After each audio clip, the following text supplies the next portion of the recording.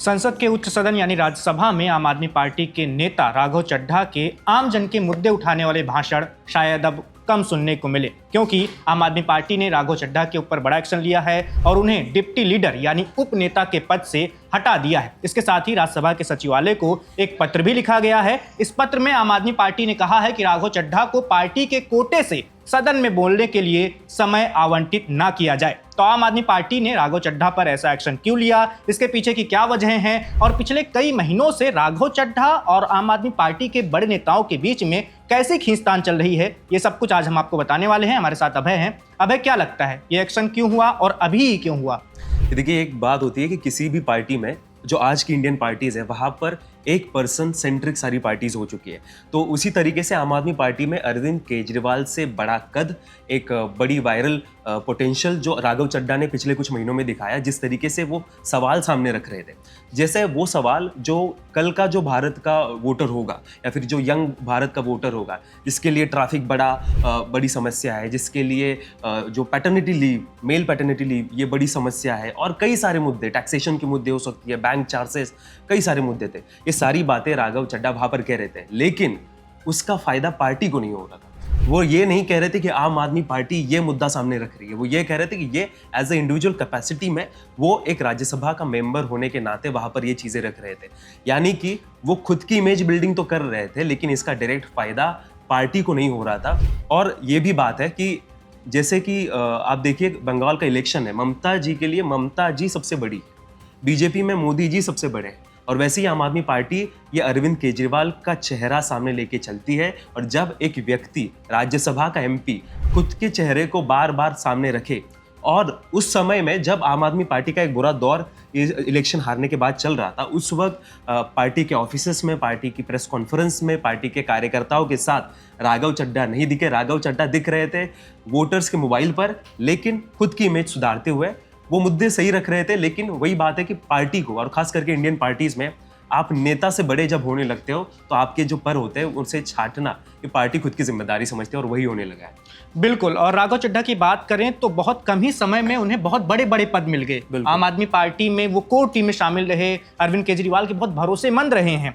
2020 में इन्हें दिल्ली की राजेंद्र नगर विधानसभा सीट से उम्मीदवार बनाया गया था, और जब आम आदमी पार्टी को पूरी दिल्ली में बम्पर सीटें मिली थी तो राघव चड्ढा भी विधायक बन गए थे। और ठीक 2 साल बाद जब आम आदमी पार्टी पंजाब में सरकार बनाती है, भगवंत मान वहां मुख्यमंत्री बनते हैं, तो वहां राज्यसभा की सीटें खाली होती है, तो राघव चड्ढा को वहां से राज्यसभा का सदस्य बना दिया जाता है। और खबरें आती रहती हैं कि राघव चड्ढा ही पंजाब की सरकार चला रहे हैं, वहां पर अफसरशाही पर काफी अच्छी पकड़ है उनकी। बिल्कुल, एक तरीके से तो यही बात है। पहले इंचार्ज बने पंजाब के, उसके बाद एडवाइजर टू भगवंत मान, मतलब पूरे चीफ मिनिस्टर को एडवाइजर बन गए। तो एक तरीके से ये जो पंजाब में बातें कही जा रही थी कि पंजाब की सरकार दिल्ली से चलती है, तो आज भी वही कहा जाता है, लेकिन पहले वो राघव चड्ढा की तरफ उंगलियां दिखाते हुए कहा जा रहा था। लेकिन इंटरेस्टिंग बात, ये जो पूरे आज का जो सिलसिला है उसमें यही है कि पार्टी ने ये भी कहा है कि हमारे कोटे से उनको टाइम मत दीजिए। बिल्कुल।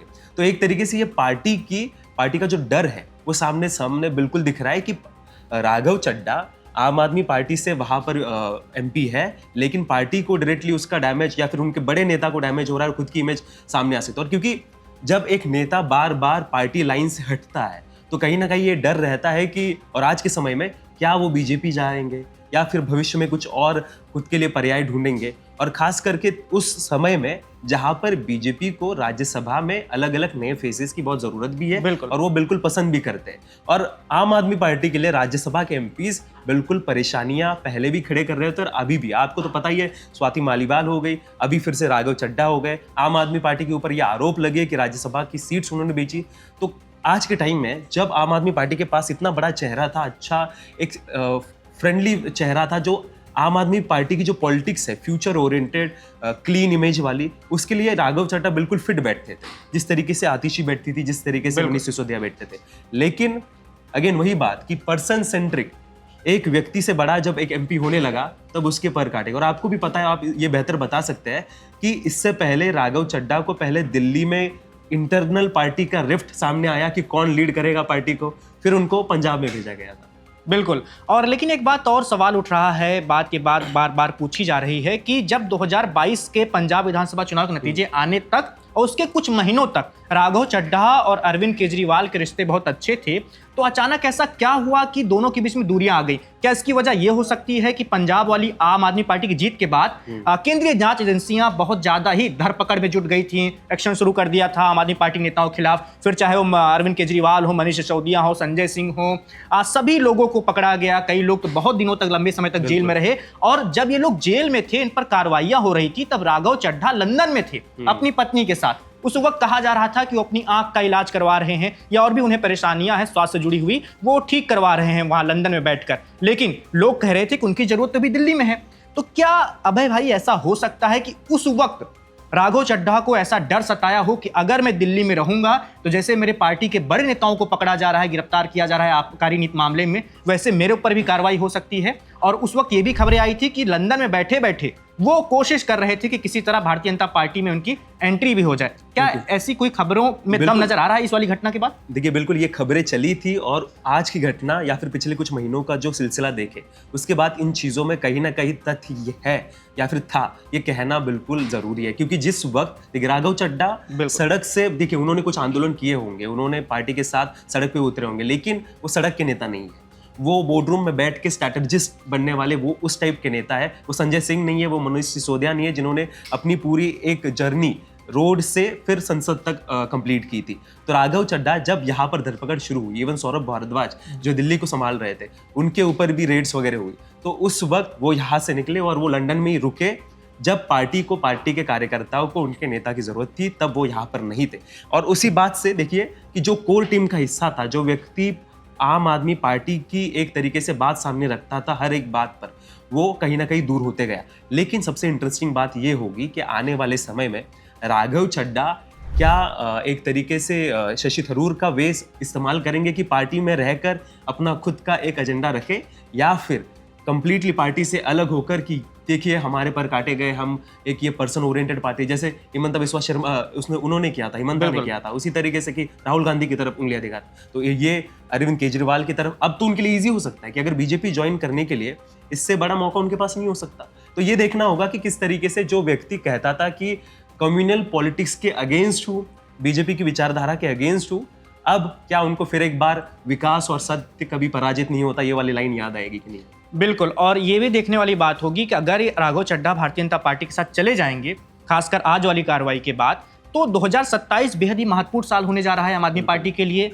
पंजाब में जहां उनकी सरकार है, एक तो उनको अपनी सरकार बचानी है, वहां पर चुनाव होगा। इसके साथ ही गुजरात में वो लोग बहुत जोर लगा रहे हैं। आए दिन अरविंद केजरीवाल गुजरात में रैलियां हो रही हैं और बहुत अच्छे से जोर शोर से प्रचार हो रहा है। और पिछले विधानसभा चुनाव में गुजरात में हमने देखा था कि आम आदमी पार्टी को ठीक ठाक 10% ज्यादा वोट परसेंटेज मिले थे और सीटें भी मिली थी उनको।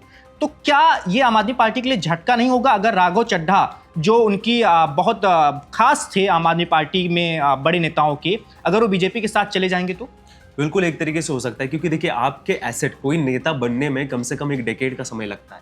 तो जब राघव चड्ढा आज के समय में इतने बड़े नेता बने, और खास करके ऐसे नेता जिनको पता है कि लोगों की पल्स क्या है, लोगों को कौन से मुद्दे सुनना पसंद है। गुजरात में भी जो आम आदमी पार्टी ने एंट्री की, वो अर्बनाइज इलाके या फिर जो शहरों से स्टार्ट किया। सूरत की म्यूनसिपैलिटी में उनका जो विजय था, उसके बाद वो दूर दूर गए, और एक बात यहाँ तक पहुंच गई कि इवन अहमद पटेल की बेटी के साथ क्लैशेस करने पड़े कांग्रेस और उनकी बीच में, भरूच वाली सीट को लेकर। हाँ, भरूच वाली सीट को लेकर। तो यही बात है कि आज के समय में राघव चड्ढा जैसा नेता लूज करना या फिर गंवाना किसी भी पार्टी के लिए बड़ा चैलेंज हो सकता है। लेकिन आम आदमी पार्टी ने इससे पहले भी यही सामने लाइन रखी थी कि प्रशांत भूषण चले गए, योगेंद्र यादव चले गए, कई सारे बड़े नेता जाते गए, उन्होंने यही कहा कि हमारा नेता सिर्फ और सिर्फ अरविंद केजरीवाल है। इवन मनीष सिसोदिया, संजय सिंह अभी भी खास उनके बने हुए हैं, क्योंकि वो यही लाइन कहते हैं कि सब कुछ Aam Aadmi Party is equal to Arvind Kejriwal.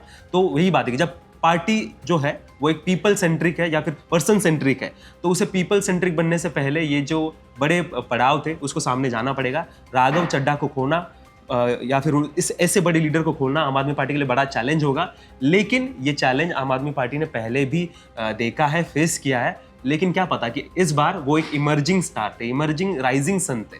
जिस तरीके से ममदानी को न्यूयॉर्क में कहा जाता है कि उन्होंने जिस तरीके के मुद्दे सामने रखे और अगली पीढ़ी को खुद के साथ जोड़ा, उसी तरीके का politics Raghav Chadha new age politics India में कर रहे थे। आम आदमी पार्टी के लिए आज नहीं तो 10 साल बाद ये बहुत बड़ा एसेट हो सकते थे। लेकिन क्या ईगो बाइट में या फिर ईगो फाइट में खुद का पार्टी का भविष्य आम आदमी पार्टी खो रही है, ये भी उन्हें देखना पड़ेगा। बिल्कुल सही बात। और राघव चड्ढा देखिए 3-4 साल पहले वो, जैसा कि हम बार बार बता रहे हैं कि आम आदमी पार्टी के टॉप 5 लोगों में शामिल थे, अरविंद केजरीवाल के रणनीतिकारों में शामिल थे, खासकर आर्थिक मामले उनके देखते थे, पार्टी के देखते थे। वो अगर बीजेपी के साथ जाएंगे भविष्य में तो वो सारी रणनीतियां जो आम आदमी पार्टी की रही हैं पिछले चुनाव में, वो सारी रणनीतियों के बारे में भी वो बीजेपी से साझा करेंगे बातें कि कैसे आम आदमी पार्टी काम करती है, खासकर उसकी आंतरिक राजनीति का केस। बिल्कुल बिल्कुल। और ये भी बात अभय ने बहुत अच्छी कही है कि मात्र 14 साल का इतिहास है आम आदमी पार्टी का। 2011 के अन्ना आंदोलन से निकली, 2012 में गठन हुआ और अभी 2026 चल रहा है। मात्र 14 सालों में ही नेताओं की एक लंबी सूची है। प्रशांत भूषण हो गए, कुमार विश्वास हो गए, बहुत सारे ऐसे नेता थे। अभी हाल ही में स्वाति मालीवाल, वो भी राज्यसभा की सांसद थी, पार्टी से किनारा किया था और बहुत ही कह सकते हैं कि दुर्भाग्यपूर्ण वो घटना हुई थी जब उन्होंने बहुत आरोप लगाए थे, खासकर विभो कुमार को लेकर जो अरविंद केजरीवाल के बेहद खासम खास हैं। और अब ये राघव चड्ढा वाली घटना। तो आम आदमी पार्टी संकट के दौर से गुजर रही है। दिल्ली वाली सत्ता उसके हाथ से जा चुकी है, पंजाब में भी सत्ता जा सकती है, ऐसे ओपिनियन पोल दावे कर रहे हैं। तो आम आदमी पार्टी इन झटकों से कैसे उबरती है और वो आगे कैसे बढ़ती है और 2027 में उसका कैसा प्रदर्शन रहता है, ये सब देखने वाली बात होगी। अभी तक की बड़ी खबर यही है कि राघव चड्ढा को राज्यसभा में आम आदमी पार्टी ने उपनेता, डिप्टी लीडर के पद से हटा दिया है और सचिवालय को यह भी पत्र लिखकर बोल दिया है कि इन्हें सदन में बोलने का मौका ना दिया जाए।